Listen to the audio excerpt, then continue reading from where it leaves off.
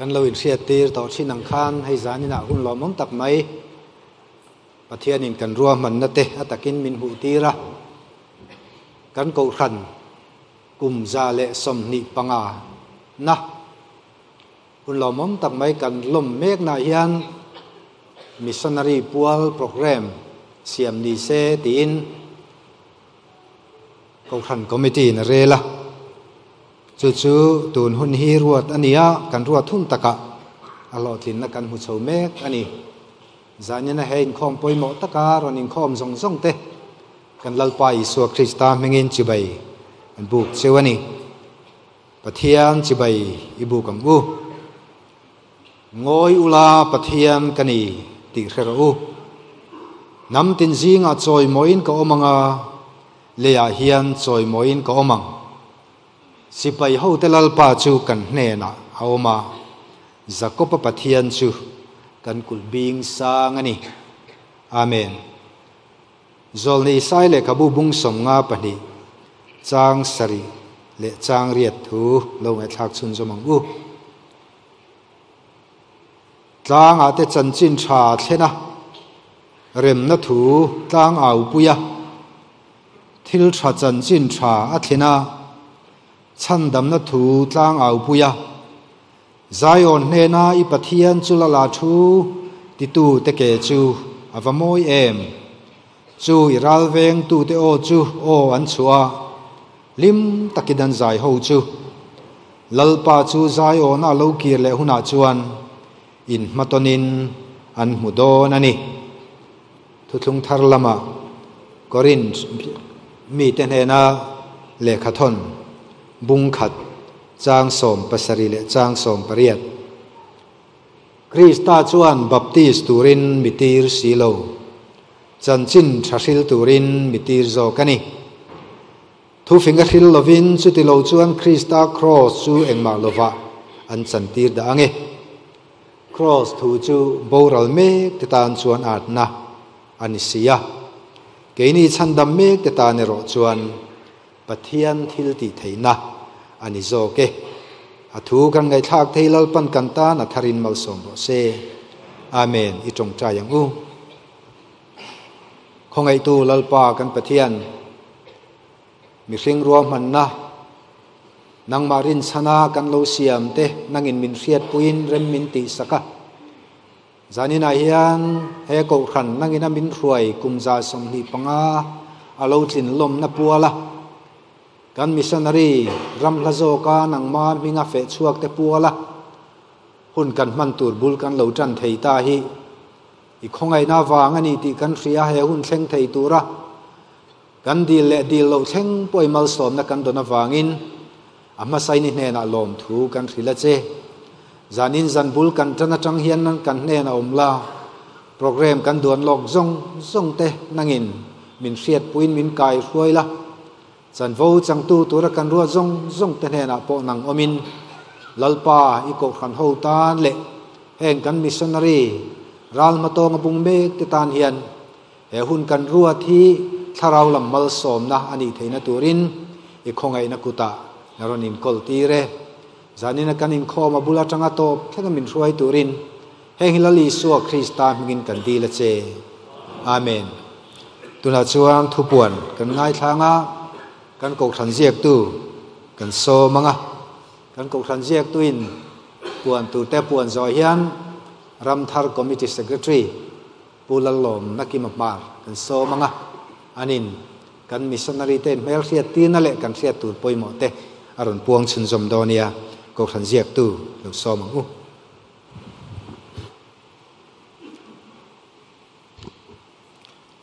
จันนี่นะเฮียนกันหันเทียตากังขานมิชชันนารีปัวลอินโคมหุ่นชัตักไม่ประเทศอินบินเปียประเทศเนนอลมทู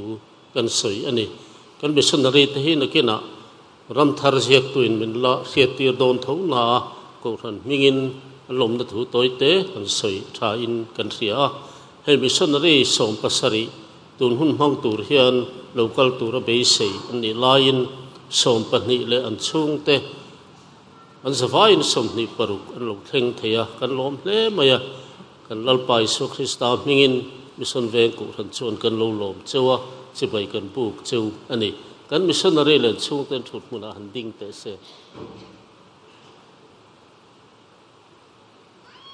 ลมโอเวเราชูเสละให้อันชุดนโปดูสักตะกินให้ติลายฮีกันหันเกียนะนักตู้จันนูเลจานินโคมโปเฮหุ่นปีขี้กันละมังโตนะกูทันมีตะโปทันทำง่ายตะกินโคมตูรินกันอินเงินอันนี้ให้เตียงอังหุ่นปีกันหันบวชใส่เฮียนกูทันหูตะโปมิชชันนารีเตไงสานนเตเลไงหลุดเลจวลนถินลุงตะโปปุตตุมพรามพรามินแห่งหุ่นเตหิมังตูรินกันอินจ้าตินสุปากะกันกูทันจังเฮียนกูทันเลียนเบอร์กันเนี่ยมิชชันนารีกันกูทันเฮียนกูเพรสบิเทียนกูทันจังะท่านสวกเนมเบอร์กันเนี่ยมติตะโปฮีกันอินสุตาท่านเฮมไงนัทฮาร์ตะโปกันปุตผานั่นยังไงเสติฮีกูทันคอมมิตี้อินาอาบุตรใส่ชันประคัดอันนี้ติข้ากันสวยดุบกอันนี้จะได้นักกันอินโคมินช่วยตัวฮีเรเวอเรนซ์โซซังเนี่ยนักโกลนี่รัมทาร์คอมมิตี้เชอร์แมนอันนี้จันตูตูร์พิลลินติกีราเบสวอร์ทริปูราฟิลด์อันนี้ยังกันไงทักตากันขานรัมทาร์เซกเรตรีนอันวานีอินเปลเทียตีนเตหุนอรอนมังตินเทสติโมนีฮีปฐุมเนนจังอินกันง่ายขัดให้โดนะพิเศษลรินโมยสิลจานบารักเอเรียปูลรัมซาวะใจเก่าสิลิกุรีฟิลด์ปูลทันเซียมามาดูริปัทาร์อารุณจัลเวสฟิลด์อาจังตีนอันนี้นักตู้ประเทศนี้จะนูดาร์เนี่ยให้มีปัวเฮียนกันอินโคมเลยโตนะอินโคมนักช่วยตู้เรเวอเรนซ์ไซด์ตัดซาวะไวส์เชอร์แมนรัมทาร์คอมมิตี้จันตู้พิเศษลชวนโมยมาดูริปัทาร์อารุณจัลเวสฟิลด์อันนี้เทสติโมนีปูลดูมาสิลจาร์บารักเอเรียทุเรลตู้ปุรัมดินปุยรันเทยบิลาดอารุณจัลโนดฟิลด์อันนี้นักตู้สานาเฮียนอินโคมนักช่วยตู้กันพาสตอร์เรเวอเรนมาวานัลมุนปุยเขียงเตอันนี้ทุตอยใส่ตูรินปัตนิรวดอันนี้ปุเซลฟักซัวละวเซกายโฮมิชอนเซาท์เล่พิลลเองโมยรัลเตกริมกันสบารักเอเรียเดินทุเรลตู้ตูร์ฮีปัวร์ลริงเลียนะดัมเปรงปุยโฮมิชอนโนดอันนี้นักตู้ปุยตั้งสันในสกูลจันตูตูเตเบียกินาปีวันนั่นเลียนเบียลส่งปฐุมอันนี้สันในสกูลโฮล่ะปีเมรีนั่นมันโสมิเบียลเรียนอันนี้นักตู้จะหุ่นเอาปังอินโคมจูเกมส์หุ่นปังโดนะช่วยตู้ผู้ฟันหิ้งเลียนฟันส่งคอมมิตี้เมมเบอร์จันตู้ช่วยเล่ารถสร้างอินเตอร์มีเดียดีพาร์ตเมนต์อันนี้อาบวยปุยตู้ตูร์เตฮีหลังวาลเตฟันนั่นลมส่วนละวาร์เตลัลดูอมาบัลส่งที่มาคอมมิตี้เมมเบอร์เตอันนี้เดรอลินโคมอินไลฟ์สกิลส์หุ่นปังโดนะช่วยตู้นุลาสินเทียนลัลดินโมยคอมมิตี้เมมเบอร์จันตู้เกรซี่ลัลดินเฟลิอุปาจังซีกกรุ๊ปอันนี้หุ่นปังตู้ฮีดรลัลรุปุยเบียลส่งปฐุมบัลสายนุลาลัลรุปุยเบียลส่งปรุนักตู้มาซีสังกัดสันสกุลจันตู้นุลาเจ้ามุนปุยอันนี้เสียงจงใจโคมช่วยตู้อุปาซีจงดิ่งอันนี้กันกูทันเฮียนกูทันปวลายโพลพัวลินแคมปิ้งอบุษไซโดนะตุนการลงตูอุตบานิสมนิปลีจังเฮียนเฮีกันจงใจนะตะโปเสียอิละแคมปิ้งโหติ้งตัดนี้นี่ที่นตูรินและสปีกเกอร์ตูอุปาเดวิดและลุนซามตานและทีมตะตานกันดีละจะได้เน้นข้อมบานาเฮียนสปีกเกอร์ตูฮีกองทัพคอมมิตี้เต็นอันกอมโดนบกอันนี้กูทันปวลายโพลพัวแคมปิ้งอลูตูตะเสียตะตานแห่งที่ฮีปวงนี่ละประคัดนาชวนมุดบูทาวสิเลนไบเบิลระบูเป็นเลโนดบูเกนตูร์อันนี้เดินออกตบานิสมนิปลีทอเลนี้จะนูดาร์ขัตาดูสินเชละเบกินกระไรหาคมตูร์อันนี้หูหัวกลตูร์อันนี้แคมปิ้งน้ำหุ่นฮีจะนูดาร์เนี่ยเห็นกิมเวกตัวตูร์อันนี้เดี๋ยวนี้เดินให้กันมิชชันนารีตัวอมลายเฮียนตัวทันทิลปอยหมกปันหันสวยลุกอีละกันกูทันเฮียนกันปวนเฝ้าตัวเงินเกี่ยนี่ชนกันให้เบลตัวเวียวสินอตินข้องปุยไฟสานะดิเซมบาร์นี่งาจังกันดิสอบช่วงเฮียน mission veng pastor bial in a theng dona kan bia kin a hian chutatan chuan hei ko khan hu po kan in buat sei ve me ka hei bia kin le vel te po rong te kan han hoi thara chutiang chuan centenary building kan ti po sikul in hoi thar veang tin ma ala don mek boka tin hei motor han da na tur te le thingpui han buat sei na tur chi rang rang te po kan sinot ho tu te bula te kan soya anin phal takin min rem ti sak a tiang chon malak mek ani ti kha ko han ho te kan hanin siat tira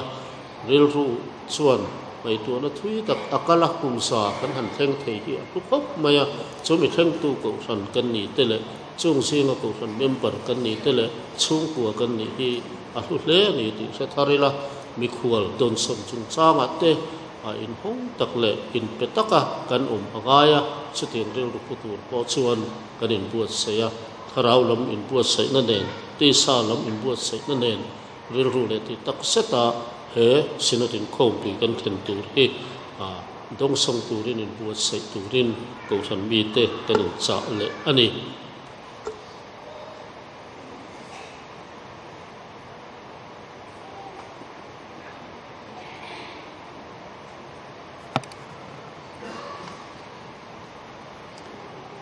zalina hian in melshia tirna hun kan man main thu kam ni khat lom thu te an soi kan an du loka kan in ro lok don ani ema sabela chuan kan ko khan committee te hetiang hun hetiang program hun big missionary pool program an rot chuak hi alomom kan tia aro pui kan tia emi program duang tur hian ramthar committee kuta ada ramthar committee in rom mannate siamin rodnate committee koran committee athen le koran committee chuan rodna om angam te chu lom takin alo poma zarin hunang hi kan lom mangta koran thil phal tak bengwar tak kan nei hi alo om le koran committee bengwar tak kan nei hi alo om le ti ha kan soi ma sadua ten adol le chuan K3P mission veng branch K3P te chunga lom thu kan soya ei kan program te rem chan anga min cover sak turin kan soma kan nge na an ni chuan phur takin video le still camera in min cover saka chu mai ni lovin ana chang kan hriat lo thlengin assuring te eng banner moi tak siam chung chang ate min fin chuin ma an la mission veng branch K3P te in pek na le in huam na an thorim na lom thu kan soi ani ten adot le chuan hei kan hriat ang khan kan zalina program kan man chan missionary mun sang sang athok te in hun le in tha sengin kan som na ngai poi moin in lo honga kan lom hle pathian in heng hun te himala som nge yang ti po kan bei seya ten so mai ni lovin ei kan missionary te hi an chan chin toy bairata ziak torin kan som veka pathian in remati chuan naktu zan pathian ni zan in khoma hian an bairata te chu sem torin kan in ruam manani tikha kan soidua an bairata ron ziak tu te zong zong chunga po lom thu kan soidu bokani chuan in mel hriat tirna lama lo kalila ama saberin pu lauram zawa ani hi zaigaon siliguri athokania afanu loading box la ruthi laurin chani alo mame chalo le to le chuan pulal than siama ani hi headmaster Madhuri Pathar Arunachal West ani anupui PC lal chuan moi ani hi evangelist teacher ani tin an fa te root lal muan pui le hana malsom kimite ale lo mame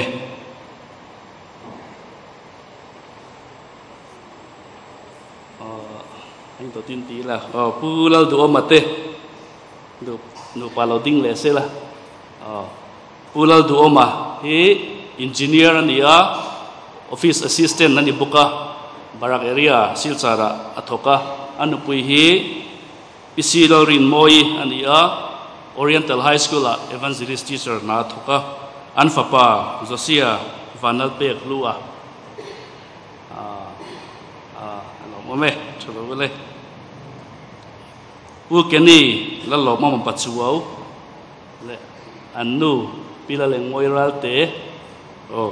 pu keni hi office assistant ania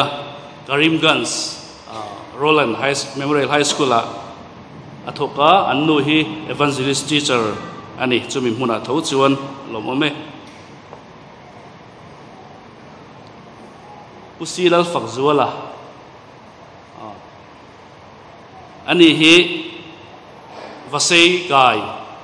home mission south evangelist teacher ani chuan anu pui hi pilal mangai an fate tlangwal silal rin zuala tlangwal silal sang zuala nula silal rin lui nula la ni lo takeni hi chu tle mi rin thau de wa ale la bome ute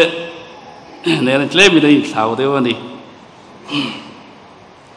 pu ar la ring liana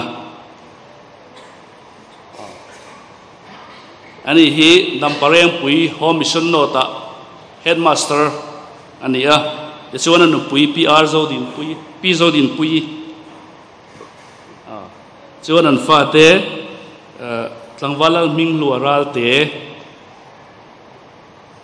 nularam din sangi alom ame churo le chuan puram din pui aren thei ani hi evangelist Arunachal North Field ta bilat khuwa evangelist na thokani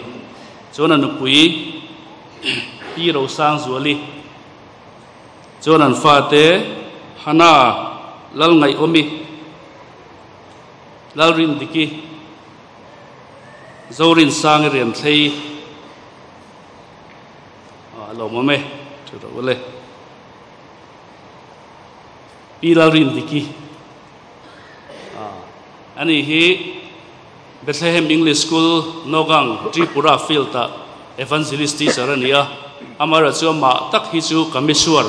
muna om thungani chuan an afa te pani hi nun saka le nun limi lo ding se ole alo mame chulo ole nula vanal huthangi sailo ani hi evangelist teacher Gilakuta Orissa Field ta athokani kan mai kan lian kan imombe chuan ramthar committee te hi khongai takin anom huna anthut huna loading sela change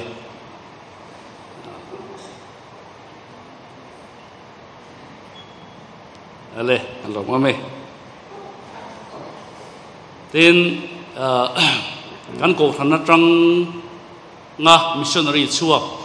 pension thlenga an hun puma missionary na thokte khongain an thun huna loading sela upa elen tluanga khongain loading sela kan seve kan ni hi missionary mun sang sanga thokin oma tuna ina pension to kan ko than committee member ani alomame Reverend Zaider Zava ani hi ramthar committee vice chairman ania mun sang sanga atila ka Taiwan ani de uberome rong bolin hun pumin awmani thokani lomome UPC lal biak tluanga thế lama hian ani po hi missionary na thokin hun pumin missionary na thoka pension to ani in pu PC lal muan kima thế lại hian oma lom ome ani po hi missionary pension ani lom ame chuan zarina missionary lo hote an chung te aizol hmuna om te khonga in ron khom zong zong te kan om hunai lo ding ang u missionary lo ho chung te ale alo ame ti song khan ba se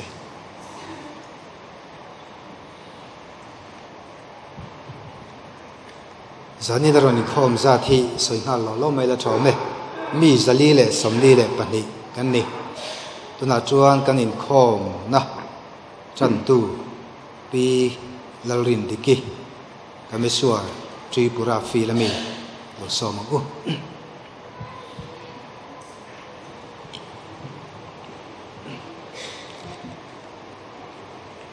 zanina question hote mi heti zat kan in khom theya tin ni china kan ngai thak to ong khan kan question committee te le kan ram thar committee te heng hun ro pui tak min bat sai hi kan tan a hlu in ro pui kan ti ema lom thu ma chain kan soi do a jan tu kan ni na nga mai ro chu lom thu soi na tur hi kan nei ve no la chu wan chuan in ma in tlem han soi bible chan chher main han soi lok ka do a kan correction committee le ramthar committee ten ni china kan soi ang khanin program min han siam sak ti ka sha thyanin kalom ema som na te kha thama salam de to khan kan han mu a chumi malam ma chu ni to ang khanga khanin zanina hetianga kan hun man dur ka ngai to hang kan no pan lai changin kan ngai to kan venga hianin hun bi khi missionary tan hetianga ko chwa hi kan la ton ngai hi ka shelawa chu wang chuan heng hun tong tu a katel po hi lobam ka ti ema in chang an sha te heng hun ro pui tak kumza som ni panga kan han thleng te hi lomam ka ti a ma chain lom thu kan soi do a tin ka om to chinna mar pa la te khanin kan corruption ramthar committee han upachong ding a hoten Easter Sunday Good Friday tim ron man puya tin ni kumlama kan shat lok lem lovin tripura field an ron tlo a ni kumlama kan om chinna tui duwa te khan kan rong bol na hun te min ron mu pui le hlong mai theya van nei ka ti a lom om ka ti a khanga te po khan lom thu kan soi do atin nikuma tho khanin kan caution mei chha te ngen na te kan ron siama tui du caution bian mei chimhingin kumina central TPWF khom puilian tuidu ina thentura ta na sum to na tan khanin puan luite kan puan bi chiang te min lo khon khom saka sum min tuak pui turin hei khom pui tan han kan ti a chanem ngai takin caution no hoten a chen te pe jon puan thar te khamin ron pe ni kan lom ema khata han cheng noi khat chuang man kan le ani chu zanina han soi tel lo theilo ni in kin sha a caution mi ten kan rong bol na te min lo ngai hlut pui china khang tha in lo tho ve wang khan ring thar te mai ba ka ring to tu ti chak ngai tak te khang man ruwa khan caution mi te kan tela kan zwain kan thokani ti kha ma sa han kan soi tel du alom thu kan soi ani pathian thu thyang hi mi lo ngai thlang u Psalm number sumkwa pakhatna minveng tu pathian chung nung ber hnuai chenga engkim ti the lima om chuan lalpa ka tluk lu na ka him na kolpui ka pathian ka rin chan ber ini atinge yang thanga ta chua chan chua kang che a shipui la om laka ahumang che ichunga chuan tha azaranga athlan hnuai itlu tang rin om takin avengang chea ahumang che zana thil lo omte chuna thaleng chin te hlau lawang thima shileng chin le chuna leng chin chiatna I hlau hek lawang sangte lisira an tu in ivela chuan singtel thalphung ma se akhoi ve hau lawang che imit zongin imunge yang miswal chunga phubalak chu amuin imu chawang itluk lo na chu lalpa ani a chungnung bera bula cheng ini hi thil thalo chuan anong lawang che a I omna shi chia lo hnai lawang ikal na piang veng tur chin van tir ko te chu atiranga ang kutin nan do mang chia lunga ike I chui lawang sake bak ne le rul irapanga sake bak ne wang lai le rul nga ni chil bokang min ngai nat em wangin ka chanang che ka minga pomta ka wangin ka choi sa ngang min awanga ka lo changan amang al le ka ompuyanga ka chan chua ka nga ka choi moyang adu chen chen adam ka phalanga ka chan damna ka hmuti rang kan bible chang chatel pan kan za tan man son sakro se pathian ma ko nin trong trai u chungnung ber kan pathian kan pa du tak hangai tu hun rei tak changa kan thlir le kan hal hil em kumza som hi panga puala lalpa irong bol tu tling lo tak tak te kan puala lalpa ko shanten hun ro chu tun huna atakin kan thleng the lalpa inena lom thu kan chile che zan ina hian lalpa iko shan medical khom hi tharawin min thuamla kan du'a tin lalpa ithu cha kan puan turte tin testimony kan ngai thak turte irong kan bol ve na tlom takte nangin mali som chinna kan puan chwa tur zong zong te hi iro puinan kan ron hlana tin lalpa ko shan mi te tan po atharaw mal som na ni thin turin hena kan ron hlana ni kan malam hun le se tur puin hena kan ron hlana nangma ni tharawin min kai shoi min ve ngang che zong zong zong chu I swamin kan di le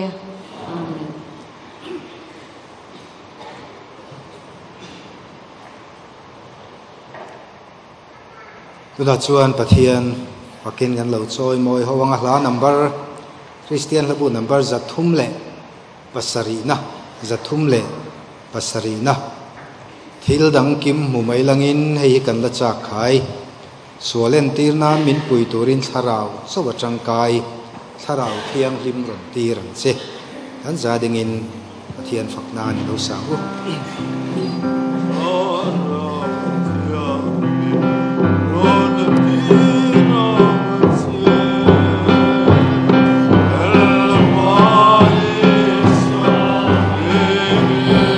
ril rua cheng reng ro se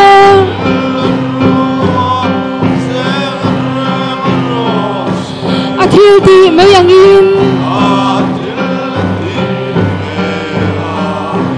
Pentecost ni a khenin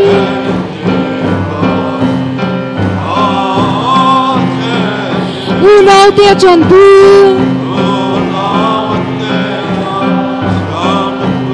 Sutil nan sual chunang shia in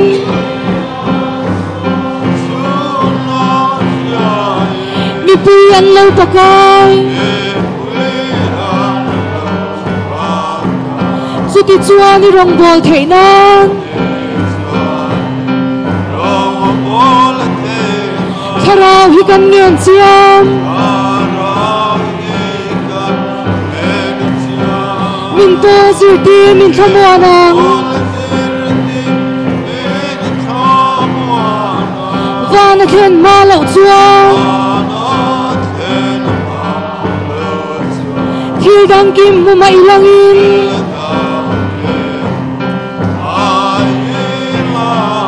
Hei hi kan la cha khai Sualen tina min tui turin Tharau chawa tangkai Chuti chuan rong bol theinan Tharau hi kan ngen chiam Min pol zirti min thamuanang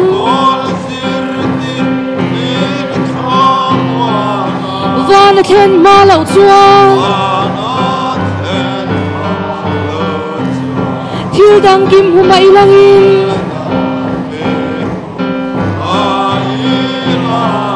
Hei hi kan la cha khai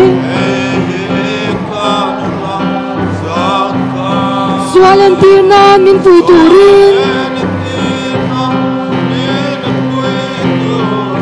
Tharau chawa tangkai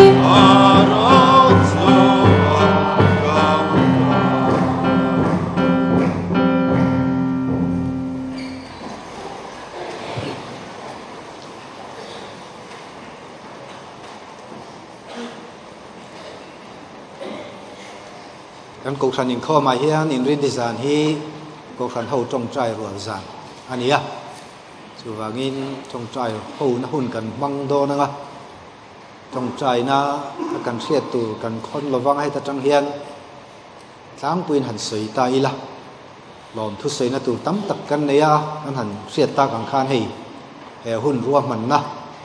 kan siam tir atanga tun hun thleng hian pathian thruai na kan donga hun thatak mai pathian in min pe lom thu kan soyanga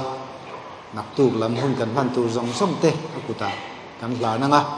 tinai kan missionary te jin kong thui tak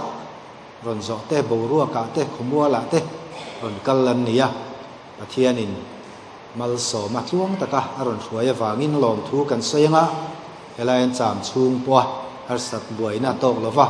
kun ti mom tak kan man tlan theina turin kan chong chayanga an thona mun an pan le na tura tan po kan dil donia in lo tel tura kan be se kan missionary kan ko khana chu atanga chuak te chen chu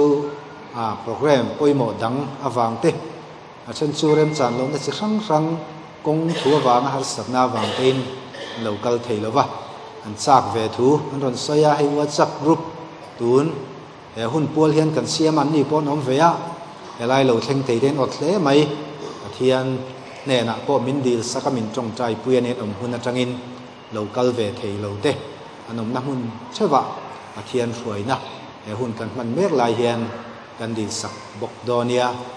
in ming han soi chuan soi kim lo palte la umak kan re tlang puya kan ko khan huam chunga dam lo na tuar dam doi na omte mani ina na tuar om mek te tan kan dilanga pathian ti dam na an lo chan theina turin chung te po chu kan ru ro hle lama ni ru ro lo lang poimo kan ti te ne pathian ma ku nin ilo tong chai ho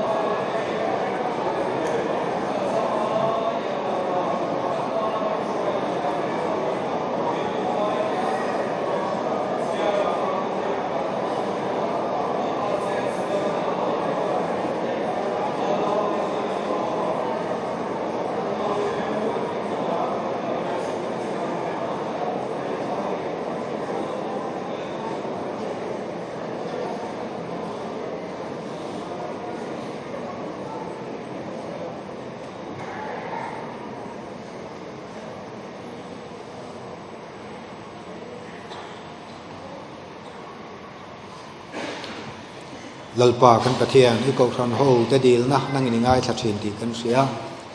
zani nei hne na kan thlen kan dil le kan lom thu sei na te nangin rim tu ya min lo pom sakin kan ta na thaturin min sang che hengila liso Krista ngin kan dil che amen zani kan kho mai hian kan ngai thak ta kan khan kan hun man dan tur ber chu testimony kan missionary te ne na changin kan ngai thadona kan ko thana changa chuak kan han te kan in ti ta tu vio bok na an chan chin te an in pek na ril ru ten rong bol na te po kan riat pui lom chin tam ta ka om ani chuwang chuan zani na hian mi pathum ne na changin testimony kan ngai thadona an ma ni hanin mer riat ti na te an rong bol na chan chin te ko than ho ta na chang kai tu pathian na to an chunga lo lang te po riat kan be sei ani pulpit atang hian testimony sei turin kan be se nga ain dot hian kan kong al mok mol mai nga ma saberin pisi lalrin moi silcha barak area thok mek testimony sei turin tuna hian lo som ngu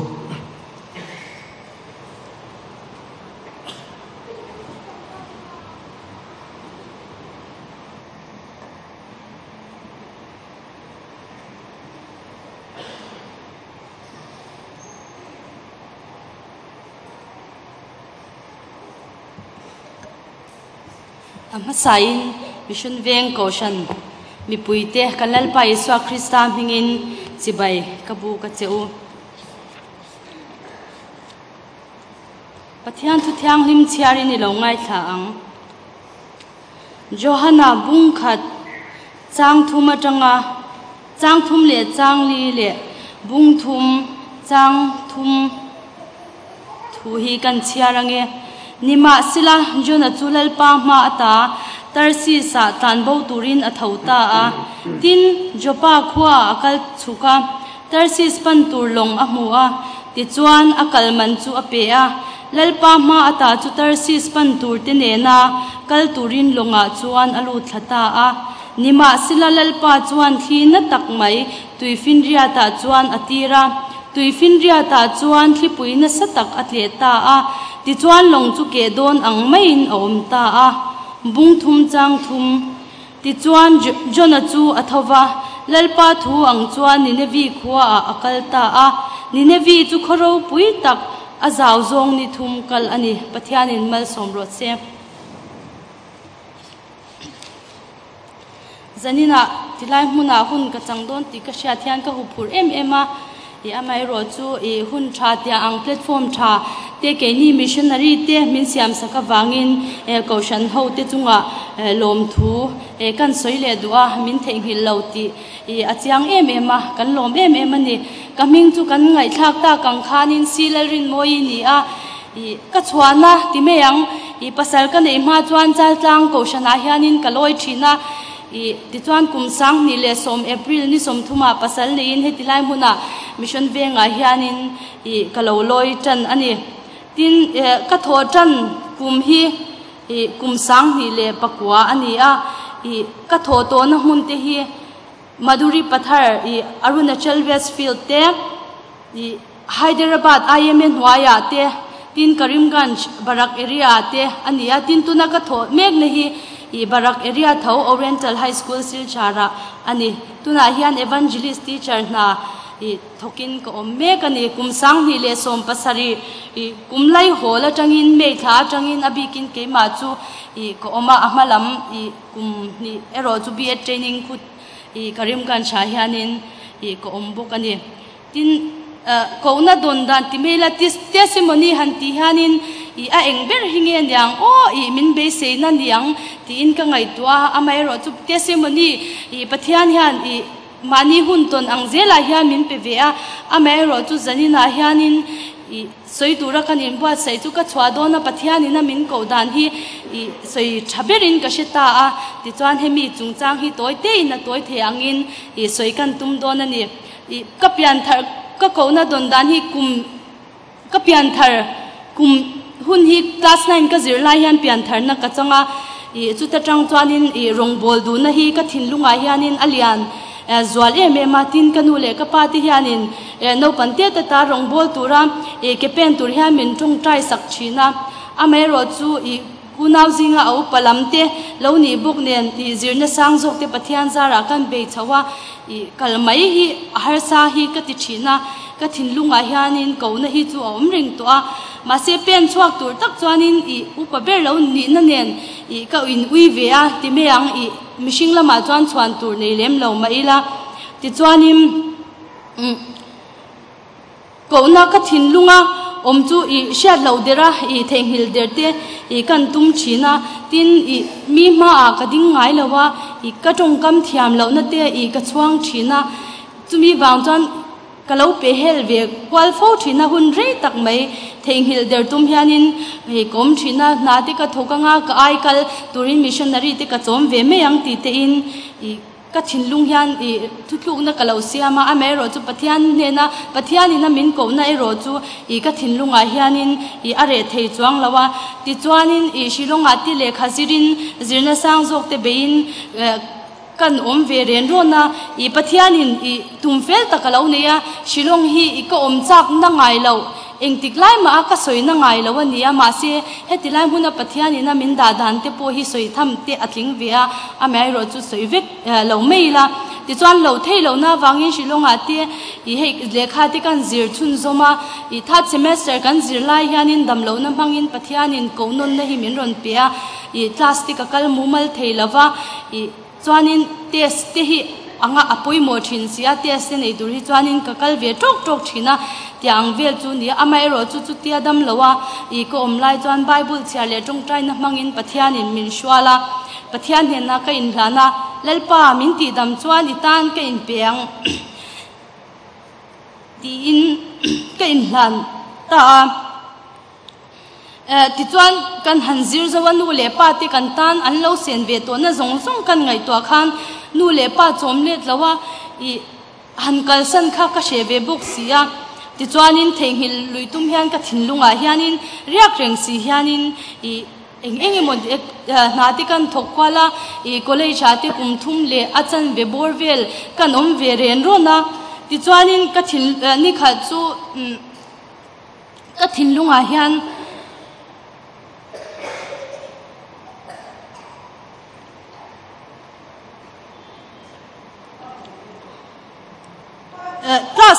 plus la kom lai hian thinlung hing dot hian hi om na tur alani lo ti hian konon na kha ka dong le ta chu ti lai chuan ser chi pa kom lai ni am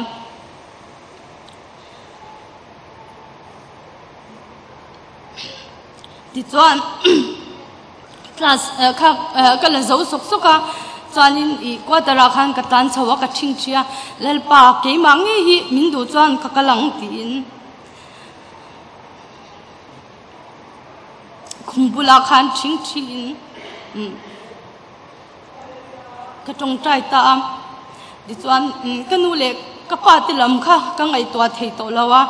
pathianin min ngai to sakang ti khan ka ngai to kha di lai khan kanu kha lung thalawania kan buai the me ma se pathian khan min ngai to sakang ti hi ka thinlunga khanin ai chumi ka in hlana tang chuan aron lian thara ti chuanin training tur khanin ka dil ve a kum sang ni le paria ta chuan missionary training in khami kumpum kha missionary training college cha khanin kom ve ta ti chuanin kum sang ni le pakwa January ni sompanga ka post ma saber St. Peter's Maduri Pathar Arunachal Westfield kha pathianin min shwai thing ani pathianina min shwai then nu zela po hian hei fanau ro chan kan nei theng poin pathian mal som ni hi kan dong na se ema zanina tirik theilo lo theilo nia kan sha chu nili pun tai si ahuna thling thin tiang deuh hian fanau ro chan chung chang te po sang ni le soma pasal kan nia mishing lama chuan be se bowa chikunga kapaya pok ke a chuanin doctor ten thi hul tur hey premature ovarian failure an tia sap thong takin chu tiang te chu fanei thei to lo tur min tia ma se pathian tan hian tlai lo om lowa chu mi min ti nu kum akum li le achan ve na pathian in fanau ro chan kan be se phak lo chu tiang chuan min pia pathian hi tlai ngai lo pathian ani zia hi kan chung ko chunga hianin I alang chiang le a chu chu I ko shan ho te pon ami mal te po in min lo tung trai pui thina chunga te po chuanin kan lom em bukani tin ka testimony soi theini ta che report tlem le tung trai na pui na tur hi han soi tel lok kan duwa school ka thoka kan ngai thak ta kang khan school hian no pang hi mi za sari le tlem kan dia school mun te na zo lowa pathian in remati chuan na kum le lama chuan plus 2 te po hon bel tura I chu tia angarwa man na kal mek chuan ya heng kan no pang zinga hian ring Christian hi za anoma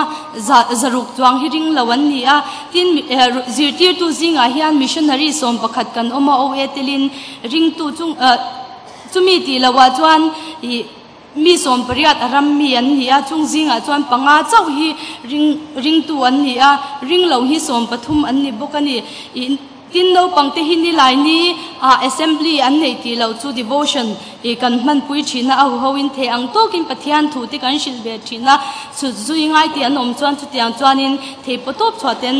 kan chu zui be thina tin zirtir tu te pi khi zinga school chan mai na ho in kan tong trai ya chuan school bana kan tong trai le a ti chuan midang zong an ho fela keini missionary ho bi ka kha tong trai rualin hun te kan manga chu tiang chuan kan ni hun te kan khar ve thina ni kin ko shana hianin rongbol na hi khutilai mun sil chara chuan thwang thumina kala meite bengali le mizo ko shan hi ama chuan mission an ni a mission hwai omani a mai ro chu kumin kumlai hola tang khan hemi nge pastoral hwaya ko shan puitling angin alo kal chauta a ti chuan attach hi anget ni lovin ya akum in kar thla kang te morem chanang hian ho tu ti hian hemi ko shan pathuma hian min da kwal ve thina thok tu te hi ti chuan ni kumle kumin hi mizo lama te kan han loi ve chawa ti chuanin mizo ko shan rongbon na khu bengali le meite chu apoimo ti chu chiang sa a mizo ko shan khu alo poimo le meiti hi hanom ta ka chuanin ka ngai to keima mi mal ngai to na a lo lu ta itun ma a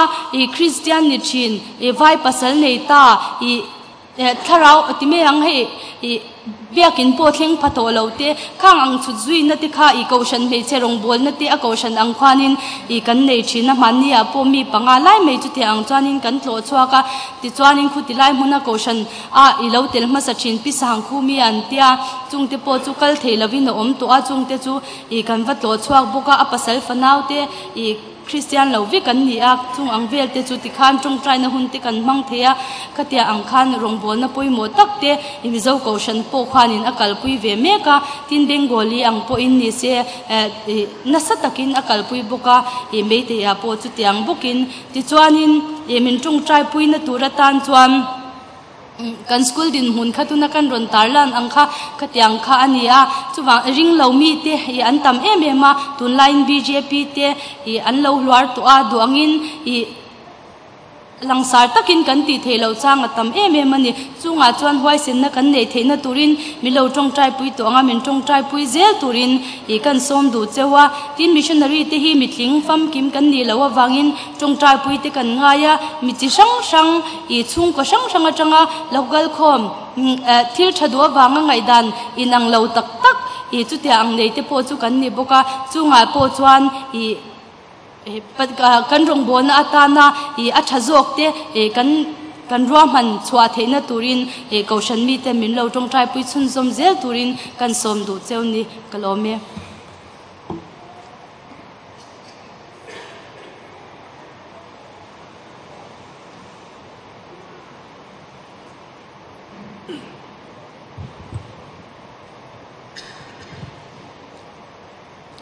ram thar lam hoi program hi chu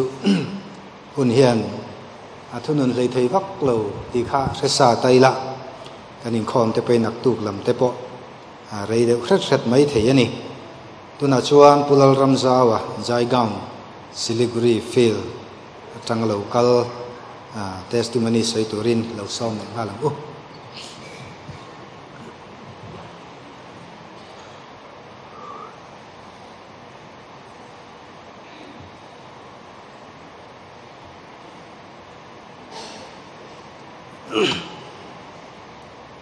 ประเทศเล็กของฉันเขาจุงอ่ะลอมถูเสียหุ่นป่วยหม้อตักไหมของฉันจุงอ่ะพอของฉันกัลเซลละราป่วยหม้อตักไหมกุมซาสมนิปังอาลมนะหุ่นลุตักไหมมินเปย์มินสันติเวกลมเอ็มไม่ที่ตักไม่วินของฉันช่วยตู้เตะของฉันคอมมิตี้เตะรำทาร์คอมมิตี้เตะเล่นสบายจุงอ่ะลมถูก็สวยเทสติมันนี่สวยตูร์กันนี่คุณเตกันนี่เล่มตีกันเสียมาสาอินประเทศถูเชียร์พอดอีหลังจันชินทราจอห์นเซียกบุ้งสมนิประคัดจางสมประเรียดเละสมประกัวเชียร์รังตีตักไม่วินก็สิลัดเจอินเอาปันลายคานอิตายอินเทรงอิดูนาเปียงอิกัลทีนะนิมาเซลายุปัตหุนะอิกุตเตอิพารังมิดังอินันเทรนสักังเจอิดูโลนละมาอันกายังเจตีเที่ยงถูกันซาตานมันสมสักรอกเจกับมิงจูเนี่ยสุยตาอังคันเพื่อรำซาวะนี่กับเปลี่ยนนักวัดจูดอลสราอันนี้ดอลสราจูมิสันเวงเกาทันเฮียนกันเชฟไม่ฉันจูดอลสรตานควันนักสัตกินทิลเฮเกาทันเฮียนเราถกต่อทีนะพาสตอร์จงอัตเตเลมิดังดังเตปออันเราเห็นกอลต่อทีนะจูมีหัวจังเพียงเวจูกันนี่ส่วนนินกันเตดไลที่มายังคลาส4เทงดอลสระส่วนกันหันกัลเวส่วนคลาส5ประจังอินวินเชสเตอร์สกุลบอร์ดิ้งเตอมินคลาส5เตกันหันจันเวโฮสเทลคุมรุกเซตอมินไฮสคูลกันโซลเดวเล็ก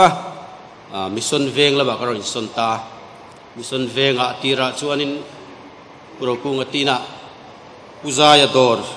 งากินตาส่วนมอร์นิ่งสกุลกลินคลาสกันจันกันสุนทรเลยมิลาวดูสักเมื่อมาอินคอมเตอินคอมตูเต็นเลอินคอมนะหุ่นเตมินเป็นเตียงอินทุกคนตะกินซาเลนตะกินอันเลนะอุซายดอร์เตงากินเลจูมิลายมิลาวจิรติร์ตูติมายังอาร์เซียจูงาจันอาร์ซอกันเตียสิโนดรายเวอร์ทีมชูกระโดดทากันนี่อันนี้การกิมข้าโดนหาดานที่เราขมินสิบตีระส่วนนินกุมขัดเก่ามาจะมีนัวเบียรุกนะอุปเบียรุกนะsilent valley กันสนเลตาคุลัลมุชวกเตอินาอมิน morning class จันเลตาส่วนนินส่วนนินปะเทียนจันปินอาซารินพอลสอมเตกัดกังชวินไอโซลโคเลสเตกัลินเลบีเอเทงินก็จะว่าส่วนนั้นเนี่ยนะอมินอันนินมิโลคงไงช่วงเตตักตักอังินจีนนัชตักเตในเทตูรินฟรีตักินก็หุ่นโอลาก็ส่วนจีตูรินเพียงคันนิสปอตาส่วนนินกันจีรจวาจีรจงไมน์บีเอกันหันเนี่ยโคเลสกันหันกะละส่วนนินนาเตกันหันดับปะอินตั้งกันดังบกะอินโดอินอุปเบียรุกนาเดียวฮอลบุลาส่วนกุศลรมบอนเตอินเตตักเตกันวัลวะจุดตั้งส่วนนินบุลกตันชัวทินเฮลายก็รันอมจินะมิสซอนเวงอาเจตุตั้งตักกันเนี่ยสันสกุลาเตกันกะลาที่ส่วนกุมรุกกุมสรีเวลสันสกุลอาเตซิร์ไลน์นี่อินกันนิชัวKTP apa kan in mang lutuk lawa maro chu KTP thil ti na le ko san sai pola te kan tel ve chuan sang kha chko sam ko pathum khan primary teacher mi san school teacher minda ve ko than in road ve khami kum khanin ko thana te ka te chan bo han nei ta ka chuanin nasa takin ka rel ruwa aloma in ka pian thar thu hi Winchester Hostel te omin ta son rong bol tu thane mai tak le fel tak ta mi in pe tak te missionary te kai toin nan huai kan oma sual ni in sian na hi chunga kan lai chuanin kan sia a in pian thana kan tiang te po kan donga tin school kan line ke tu ten enge in len huna in zir zo huna ni in tum tiam in zo in em sin life amin zo in ke pe chu pastor ni katum lo ti ve to thin ka kani a ma ro chu ai zo la te ron chuang chua ka ole sa te kan han kala rol on te lo na a tin kan din mun te kan sia a eng ti am tur nge ti career sim tumin ma kan han la chowa sumko pariat sang so sumko pariat khan MHCP skula kon teacherin kan thopa o mai hi kan ti kan head master ani a ani nuai hen kan uma tin MHCP soi tu te ho khan min buat maya ku trangkwan kumli jet kha ka thok ve mana chumi nuwa missionary in turin ka in pe sang khas ko sumko pali March tha khan ka in pe a chungla chon kusot te hi board city anin urem thangane khan anin thak che kusot te huna hianin kan deal mana 93 khanin nga se 94 kum tira min la ve a chuanin Tripura tuna karbuk ni ta khwanin teacherin ka oma head teacherin kan oma charisma school people in set of thin mai te kunga khwan abul tan tu kan ni a ron nen kan ni a kan pani in kan sang chu som ko panga kan ju bul kan ju tan ve a chung lai chuanin ni kan la tam vak lova tin ram te po kha kan la nei lo wangin ram en chop te le chop te khan kan an be ve a school sak chopin chung lai chuanin Tripura khola boye me maya convoy kal khuni a kan headquarter kha Assam border noganga umdeya karbu katanga kal tur chuanin ni hi don khangai ve a jinga kan kal hi convoy kal kan ni wangin agar tala lama kan kala agar tala tang convoy in atu ka kan thleng thini in kong laka khanin thil thleng thei ka tam khom maya tribal le non tribal in huat em lai khania convoy lo chuan motor kal lo reng mai khang lai khanin thatin le chang phaisan thakta voi ni te apinga head te kan ni ve wangin headquarter no nga khan kal ngai thin ni chung lai chuanin aboro ka thalo em thina vai le tlang mi in beina kara khan kan oma duty kan kal hianin min ngai to em thina kan how to le kulai kan member te kan thopui te khan voi khat phe chu duty kan kalin le kan school sakna tur le quarter sakna tur poisa tam tak kha nuai chuang zet mai kha kenga ka ho mek lain ka kal konga khanin eng lo hovin vai hovin tribal teacher pasari lai an lo that an tia ke chon ka selem lova kal mo pati khanin ka chung te chon an lo se dei to a chan chu kan member jinga khan an throi tu ve deu te ko tang throi tu te nom wang khanin chan chin kan gi man thave an thave ka chung lai chonin kan chung te kha an lo mangang em maya ko nga nge ka tong ti kha an ngai tu em maya kan an buan lai kan han thlen chonin nian lo re tu maya motor ha akal lawa ke kal ngai an tia kalung ngai khop mai chumi tum chuanin trong trai ta satak khatiang hun lai vel trong trai ka chu tu pon kan in sianga atak je tur kha ma se eng ma thleng lo khan ina ke in darkar ni vel kal huwa kan ka thleng ve ta ka wa thlen chuanin compound ho ka kanu puile midang pastor tele kan ko than member ho kan lo trong trai a ka wa thlen chun lo lom khop maya khami tuma kan lom zia kha pathian na tho ropui tak te kalom to thina khang jinga pakhat kanuna ka testimony ve a ani wang ka sei duwa pathian in ko than ho trong trai na te le atana in pe te in pe te ve him zia ta khan a se the in ka se ke ma nge ka ke ma chiang he in ka sia in rombol tura in pe khi ko na an ti anga ro pui ta ka testimony soi tur ka in pe ma an ka se lo ama ro chu ram thara ram thano pang kan nia wangin missionary na chu kan se chianga eng tin ngen chin ti le eng ha ngen tho chu kan se chianga tin kan tho ve ko kan du lem lo a chan chu missionary na chu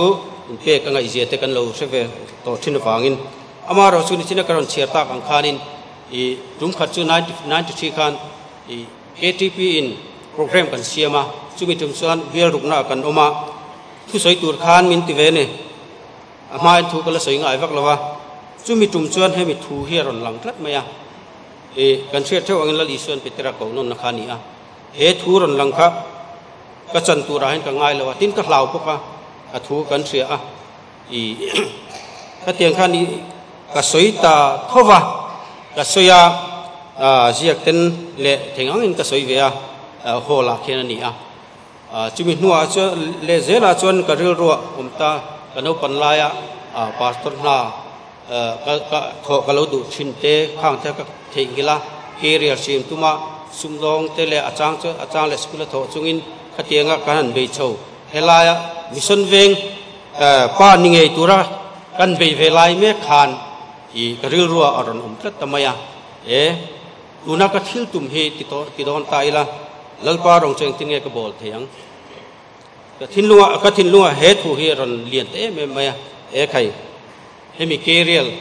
pathian rong bol tura ker ka in siam tura hian ka in pek zok ngai don ni hi tin ka in siam ta chuanin kan dil ve avoi kana chuan min la lawa avoi ni na chuanin min la ve ta rama chuan Tripura kan gul kan chutan ve a Tripura tangin Arunachala silchara kumni kan uma pujo te ne kan omhowa chumi zo a Arunachala kan hai son le a chumi tum chuanin mission veng ko than hian min ron pui heng he a school te kan dina khita po uko hola te uko thenga ten min ron puya mi tam tak kan ron kala tu thenge mi som thum lai ni ka sia bas ron kangen silung kan school siling te min ron sakpuya khang lai khan min ron puina se me ma tin khang lai kan mobile te lom lo wangin lom thuan ni sile lo po ka lo tin na chang po ka lo se lawa ko thana kan lom zia kha ma ngan kum po han ka soi to thowa biak ta ka le thona lom thon soi te ka chak em ma se thei lowa ha mi tum po khanin na sa takin min ron puya school ka kan satan so wang khanin bul kan satan wangin ha mi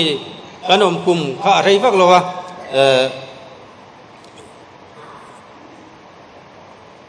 khamlang antia ni khamlang ania chumi huna chuanin helpol ho im le ke ho na munania sam rifle ho na in verang kara hon kan uma sikul kan sa sinot budgetin sikul kan sa kan sak ma tang to inan lungaya khotang ho kha min thing ngai don ti kha min demand den ngai don ni ti khan thria chuanin kan ju sa chu ta po chuanin ru chu nuam chi lawa mi zong khati ang contract na thokle atiang in sa to khachu poisan dil ngai zel sia kan ju sata ale kanan satan chia kha an ga bura ne na tangin in school sang na hi in head teacher ne na soi ro i poisa demand enge mosa taxi min pe ve tur ni aron tia pani cho kan le chung lai chonin kan han dungai khop maya kan nei chun kan han tho khoma ka thian pa nen kanin zanga hi kan han lana ngau bura ne na chon kan pe a he ting lek te chu to lo an nei he chau he mian ne ya ti ten lo changa chuanin kan han thong mo pa engma an ron soi lova han hi vel kan thon huwa kan school po kan din wai to a tum khat chu kan school bang hi akhomi pakhatan ron tira in teacher head teacher so kan mudu hemi kho poni lo all khamlanga kan umna tanga km nga km bukvela kanin local ro se an ti ta lungai khop maya min thi ngai don ni pek tur kan nei si lawa eng tinge niang o school sang na tur e la chu contractin kan perfect sia atia engma keng lo khanin lungai mai khan ka kalta ka thian pa khan koron kal ve dom mi atia ni khan ama chu ron kal ro sen ti le hala กันลุงไงไม่ต้องใจกันต้องใจที่กันเทียนตูนกันส่วนกันอินทาตากันกัลตากันสะพุงพานกันกะละอันมานี่ก็ขันหัวเองติงมินเตียงตีลุงกันไงตัวอินโฮลมาขันสิไปฮวินอัสสัมไรฟิลฮวินอินเดียนอาร์มีขันมินเราหูเล่าส่วนนินมินมันงากันอีตอนเสียต้องใจจุนกัลตาเละก็หันแข่งดิวติป้าก็สิไลเราเก่งรันมาการหันินมาชนตาอันนี้ขันกับผู้นังมานิโมก็เราก็จูเราเที่ยวกัดถวยไหมมิโซตรงเราตรงค่ะส่วนนี้ให้กันปูอินลาฟซองมิโซลาฟซองเอเซตดัวลงไอตัวสักตุรินอติเจเลขาปอเซียกาอติยามินเปกัดถวยไหมข้างที่กับประเทศเริ่มร้อนนะครับมินเฟียนปอเนียงอามาอาคารก็อินเปตักเงที่งั้นมันยังกิมกัลสันินอามารินสันินกระทบตักโดนเรามินเฟียนนะเสียขันินกระเรกมาชวนินขัดเตียงที่เงตัวเองที่นมตักมินโลตีอินริงจังหวะกัลค่ะขัดเตียงเล็กขานินกันอุปสรรคค่ะอามาเราจูจนสักเท่ากันง่ายประเทศลาเทกเปตาไม่อินกระเรนัวขจวนินเองมาแอคชั่นกันรัตจวงหรอวะขัดเตียงขันประเทศอมปุยนะกันนุนะเกมาหนุ่งเงี้ยขันโลลังกะโลมมายังตัวนักทุเชียตากาขานินนี่เปเตอร์เตชวนรูปุยมายังแล้วลิสวาอโกวุยขัดนาขานินอันพัฒน์เลติพกันเสียตาโพเฮนักเขาทันเขาเอ็นกอลตูรินมินห้องไอตักชวนกับเขาทันเตกับเบรามเตจอมรที่เขานักขานีเปเตอร์เตเขานักเตขัดสุกันเตียงขัดสุกันเกี่ยมานี่มินเขาน่ะเงี้ยนี่ฮันดาตอนนี้กันผู้เรานี่ตุกะอามาโรจูแห้งอามารงบอลตัวกันอีเปงน่ะเห็นประเทศชวนมินเราเวงินโกชันโฮเฮียนสิโนตากันอินเปะชวนินโกชันโฮนาอันรวดสินุตมิสันบดโฮตูเตมังอินมินดานามินสวยนากันที่ตัวมินติมินตุกเตลุงอ้อยตะกตีเลรินตะกตีค่ะข้างเตปอข้าแห้งมินโกนาเรานี่เซลันตีก็เสียมีตำตักจูอันว่าทอนาเตปอดูอามนั่นเต้นเราจีดูอามนั่นเต้นเราเนี่ยทิลดังอาเตขัดยังปอยสาละมาเต้นเรารินลวะอินมิสันมีอันทอนะมิสันไงปอชัวสันตุเตปออันนวลทีนั่นนี่ขัดยังปอขานินมานิดูทุนตอลวินกันนปันลายจนเฮลายอาศัยอังคารตายอินเฟงอิดูนั่นลำอีกก็ละดูน่าจนกุดเลเกมินันอันพวดสังเกตดูนั่นละมันอันช่วยจะเตียงขานินมิสันกันอินเฟงนะพอเฮียนินมานิดูซองเล่จากซองเล่โอซองที่กันเราในทีนะจุงอาพอจวนินประเทศนินกันโฮตูเตมังมิสันบอดมังเอโมโฮสันคอมมิตี้มังเอโมมินพวดนะมินดานะมินสวยนะกันโอ้ยตะกะทอฮิโลง่ายนี่ตีค่ะใครมาเห็นเราเจียงมาถูมิสันรีก็อินเฟกมาโลหลังฮีประเทศนี้มินโคนานี่ที่เชียงตะกินกันเนมเห็ดบอกกันนี่อินกันทอนั่นลำปังทว่ามินเราใส่ตายละสิลูกเรวิสันฟิลพุ่มปุยจะใส่เราตายละใจกลางทันทีส่วนนี้บูตันบอร์ดอะไรนี่บูตันคู่กันเชื่อว่าบูตันลูกพาร์เอเมย์ล็อกดาวน์หัวเพย์จนอาหารสเลจวละบูตันลูกโดนส่วนนี้ตุนมาพัลนับง่ายเลยว่ากันลูกกันหันลูกนัดทิ้งพุ่นสลิงอันตีกันหันภาษานัดทิ้งก็ขานินโวเตอร์ไอดีสแกนลูกง่ายตาขานดาร์จานดาร์สอมเข่งกันอมเทียจุมีมาเล่เล่ง่ายตัวส่วนนี้จุมีเปียอันเขาคุยแต่ทีมผู้ใจเขาเตียงกัลตัวส่วนนี้นิขตาสังกัดจันทีง่ายอินโฮเทลข้าอโลเวรา3 star บุกง่ายไกด์ช่วยง่ายจุส่วนด่านทารานี่ที่เตียงการส่วนนั้นลูกแค่เรื่องเมย์อามารอจูบุตนาแค่นี้ก็ทันกันเนี่ยมีเมมเบอร์ผู้สรุปไล่เนี่ยพาสตอร์ผู้ปฐม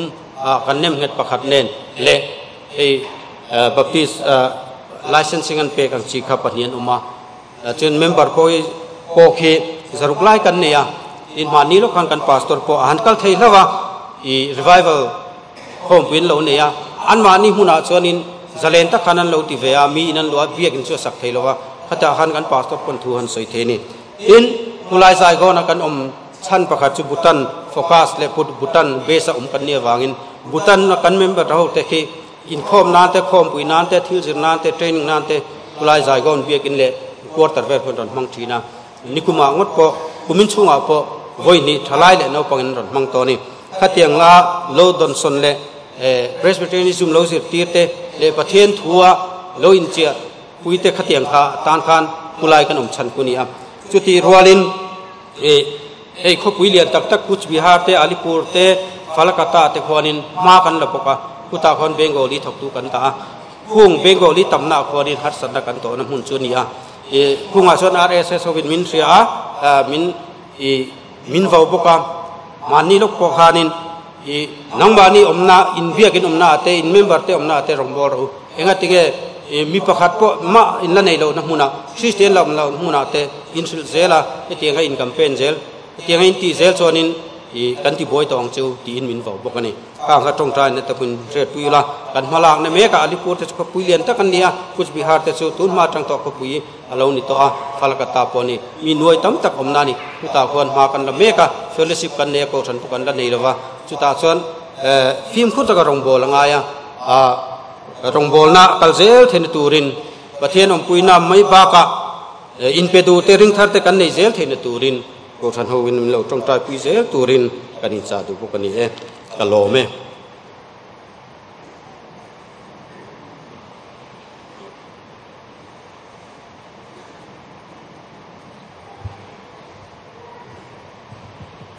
กันหุ่นในเฮตเลม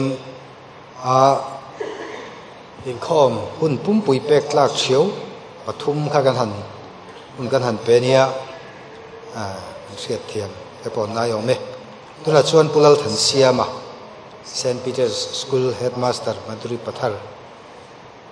ซ้อมเนี่ยฮะลูก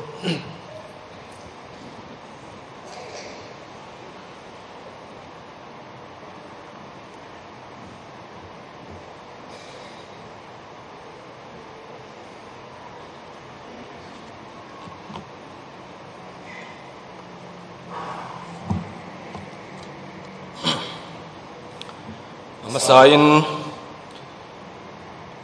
กันเราไปสู่คริสตาเล่อรุณจันทร์เลนซัมมิสันฟิลด์เวสเล่กันชุ่มกมิงินเขาชันเฮาเตจิบายกบูกเจ้าใจน่าเฮียนมิสอมหุ่นเปกันนี่มารอจูกันรอนกันนั่งไอตัวชวนอัตโตอีกครบไหมจูวังเงินเขาชันเฮาเตมิเราเสียเทียมกันเปลอันนี้ปนมิเสียเทียมสามตัวรินกันเงินหลอกเจ้าวันนี้ใจน่าเฮียนวันนี้ก็อินติคบไหมกุมสังนี่เละปังเมย์จอร์กาลมาสเบอร์ที่ไม่ยังนิทุมนินก็เสียมิสชันนารีตัวรักกันอินเตอร์วิวทรูมา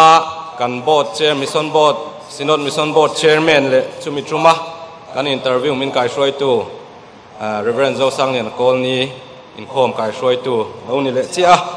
ใจน่าเฮียนมินละตู้เตจิงามีอินะกันอินโคมันกายช่วยเลยที่วันในปกติจะสุกันสวยมาสะดุอันนี้ลมทุสวยถ้ากันตีมากหมดอันนี้กูฉันเฮาเต้นฉันเอ็มง่ายตะกินมิเราจงใจปุยทรีนะจิงจงใจเตะตายลำจงใจเตะอมาจุงเฮาเตจวนเทต่อเป็นกันตานมิเราจงใจสักทรีนะลมถูกันสวยตินใจน่าเฮียนมิสชันนารีปัวลาหุ่นคอยหมดตักไหมกูฉันคอมมิตี้นะรอหันนาเสียมาวางินกันเราจวงชวกเวทยาจวงชวนกูฉันคอมมิตี้เละจันโบหมดพูนนั่นละตูรัมทาร์คอมมิตี้จุงอาปอลมถูกันสวยบบอันนี้เทสติโมนีเจ้าตัวราคาเรียรู้กันเราอินพวดเสียมารจูมามีแต่ตีอังคานินกันโทนจันทินเทมาจงหันเตลเวคัทราอินกันเชลนุโนจวงจวนกันอมนาฟิลค่ะอัสซัมเอ and Arunachal Mission Field Arunachal and Assam Mission Field West ani a kan headquarter hi Itanagar ani a chuan kan thona me ka hi Maduri Pathar hmuna ani a school lama kan bunga St Peter High School ti ani a chulai hmuna chuan naupang zanga somkwa pariat kan neya chungzinga chuan naupang za Christian ani a zali somkwa pariat tha ringlo sakho dang betu te ani kan loina kaushan hi Maduri Pathar kaushan Presbyterian Church Maduri Pathar ani a chung ko somruk le pariat zet kan oma amaro chu member chung ko khata kan tamlova Christian chung ko hlang kha somnga pakwa kan ni a in ompol chung ko kha chung ko kwan oma vain somruk pariat full member dan zokim za somriat le pali kan oma in kaushan member kha zani somli kan ni bokani St Peter school a hian zirtir tu som panga kan oma owe pakhat kan nei boka in kan compound a hian nurse pakhat kan nei boka compound chunga hostel kan enkol tel bok ani in kan field in kumin chung hian ringthar samkwa le pathum kan nei to bok ani kumsang ni khan ramthara kan zin vetana ramthar zin voi khatna katan chuan ani a chuta chuan tel ve in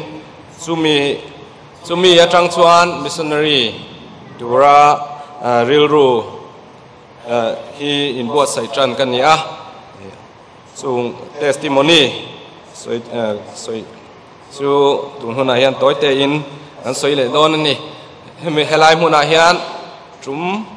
tun mai kan lo soi to a tin nak tuk lama booklet te lo chuak le dona ngai thale dona chip chiar taka kan soi lo pon kan hre thiam don ya pathian thui lo ngai thang u Isaiah bung somli pakhat chang som lau su ke in hena kom si a mangang su ke in pathian kan si a kati chak ang chewa ani ka tran puyang cheu ka felna kut ding lamin ka chel rengang cheu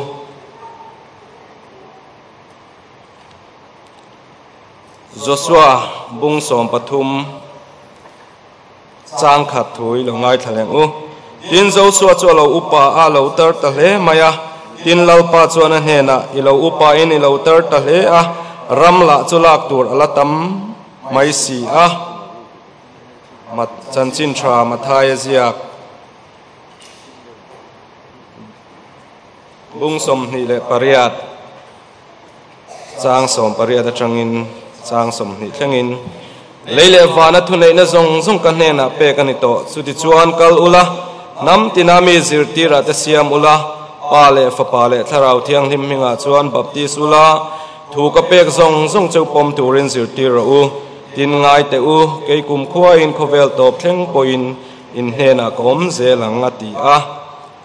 lalpan thu kan sa tan mal mi som se kum sang ni khan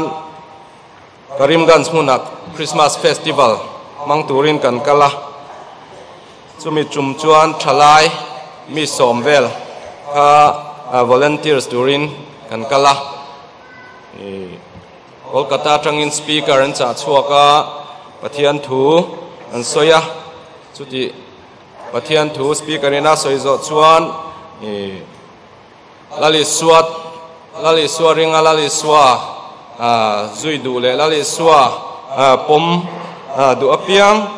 trong trai sak du apiang loading ro tin somna asiama chumi chuma chuan abulak kan loadinga kan evangelist thok tu ho khanin khatiang hmuna loading apiang akha an address la turen lo in ringa paper an kenga an hming tikhan an address le lak tumin an lo oma chumi chuma chuan trong trai la ya karil ruin kan lo trong trai pui ve a lalpa heng ho zinga pakhat tali nang man rin chuan itan hian kain pe ve ang tin chu tiang chuan kan lo trong trai pui ve ka lo trong trai pui ve a in rong bol tu te rong bol da dan te kan hu a kan zuk mu puya anin pek na te kan mu puya anin kung kai na te anin lai na ton na te kan mu puya khan kan thin lunga thua soina sa a ti chuan kum sang ni le pakhata Ziribama Ramthar Committee kan Kaushan Ramthar Committee Ziribama kan kal trum khan tlangwal pakhatin achung te po Christian ni lo tlangwal pakhat hianin baptisma achanga chu tlangwal in pek na chu baptisma lali suwa dam chunga zui tura in pek na ka mu khan ka thin lung a khoya chu chuanin pathian ta na in pek du na min ka thin lunga asiam na sa a in sang ni le panhi kuma karim gan sa bok Christmas festival hangin kan kal le a tiang khan ramthara rong bol na kan hu puya an tho dan te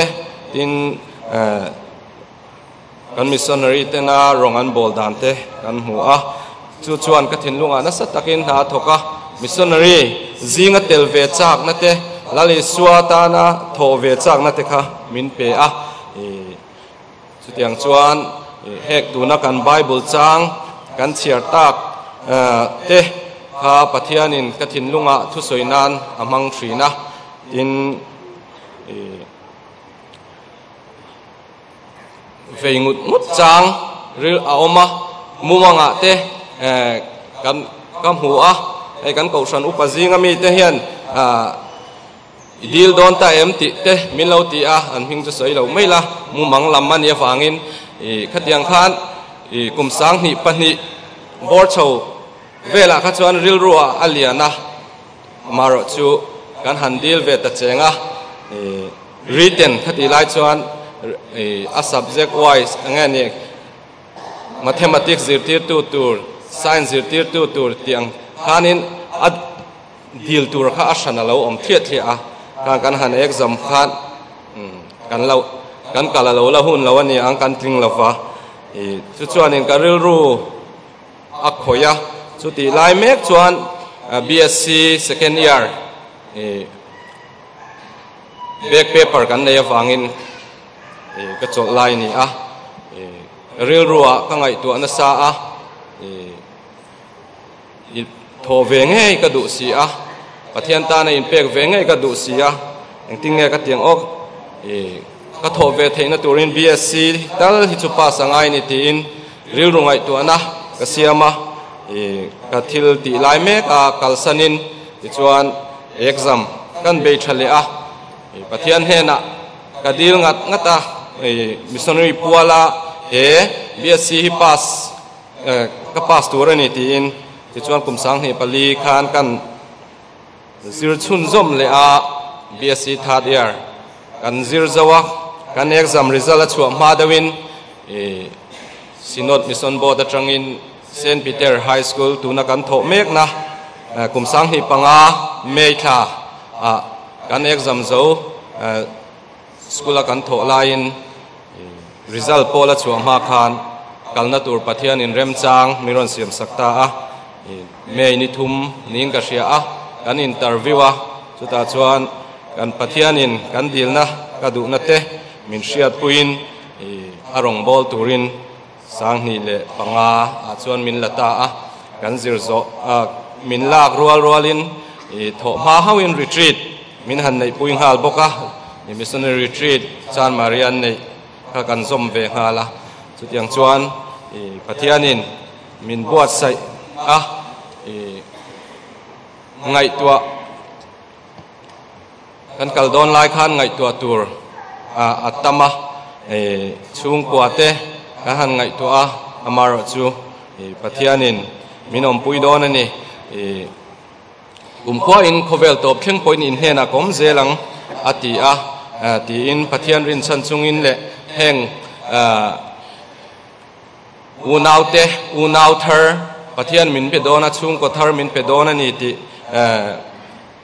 ring chungin pathian hena kanin hlana chang chuan kan trapa chang chuan kan mit tuya tla a khatiang khan kanin vailiam ani maro chu pathianin min tha tham lawa voini theng hiana rong bol nam huna min om pui zel ani ti khakan soidu a chung ba ka chuan chu kan kalma le kanin pek dan ani a kan soibel lokanga kumsang hi le pali kaushanin crusade abot sai puwan lal ha ka kan roi puwan lal ha ka speaker ani khan missionary challenge siamin missionary tana laliswa tana in pe a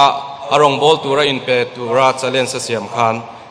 helai mun ni lawa nuai kaushan hol zoka ning ka sia khati lai khan asiam khan in ta khan arong bol turin kaloin han non le ani sutiang chuan pathianin pema chuan na athoka atana rong bol turin un min siam saka in buat sai na min siam saka voini theng hian min buat sai ni min shroi ni ti khakan soibel du a ti chuan kan han bung ta a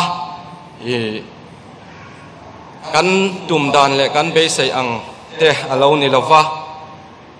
har san na chi sang lian lem lo te alo oma kaushan members zinga har sat na chi sang to ko wang ten kan buaya om thadu lo wang ten kan buai chang oma mang an chang om thina in kan rong bol na du lo wang te a min do tlat tu te an lo oma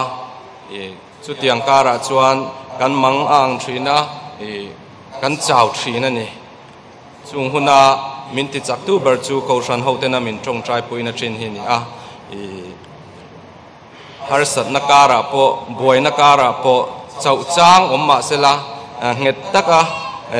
rong kan bo chun zom zel thei na turata na min pui tu min ti chak tu chu kaushan hoten min tong trai pui thina ni ti hi kan hriat thin hi ani ti kha zaina hian kan soi du a chu wang chuan min lo tong trai puya min lo sherenga kan ta na in rem chang huna pianga min lo tong trai pui chun zom zel turin kan som bok chewani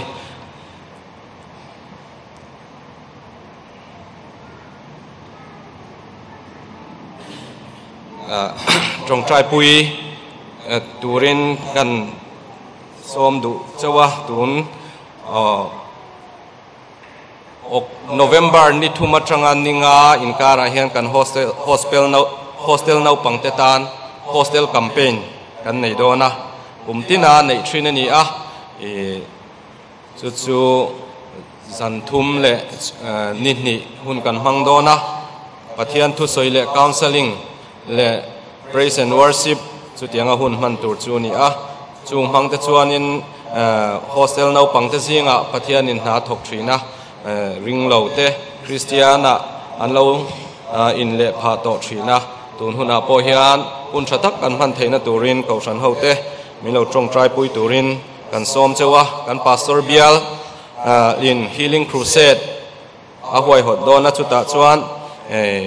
this November ni som pasari tanga ni som pakwa a kan pastor bial tan chung te po chu tuang taka kan nei theina tu le kan speaker tur puwala tan min lo tong trai pui turin kaushan hote som bok cheu ni lo me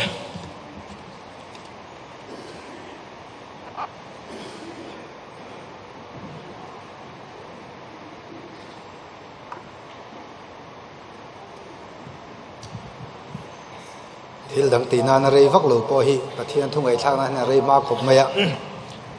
kan ti ven kan to phun po lan di che lo wa kan hana ta wa kan but thei lo te po kha kan la thleng che lo nia chuan chuan rei lu tu ka ngai lo hilangin tho me he kan missionary te hi testimony mi chou tak tak nei an nia mani chan chin soi hi a chin tok thiam ahara an soi thadu lo viu maya ke hian soi sak ta hlom zo kila an mani chan china karil ro khoi thin lai te tam taka om hloma an mani ho po hian eng poni se zanina pathianina mi te a ko dan le anin pek dan ten rong bol na chan chin te kan ngai tha ngai omin mi chau hle mai lomum hle ni tuna chuan kan hun kan lo ti top dom tonga kan la nununga tan la number zathum le somnga le paruk na rem na chan chin tha thlen tu te o an ke chu va moi em an thom churam tina thang an thu kol kil thlengin a thang chuak ta lalpa chan chin thapuang tu te ti kan sanga emi hla kan sak zo hian kan sinot lam kan mission lam ho tu Reverend Dr. Kela Lom Zuala Executive Secretary in charge mission mal som na kan in khom tamin trin turin kan som ro se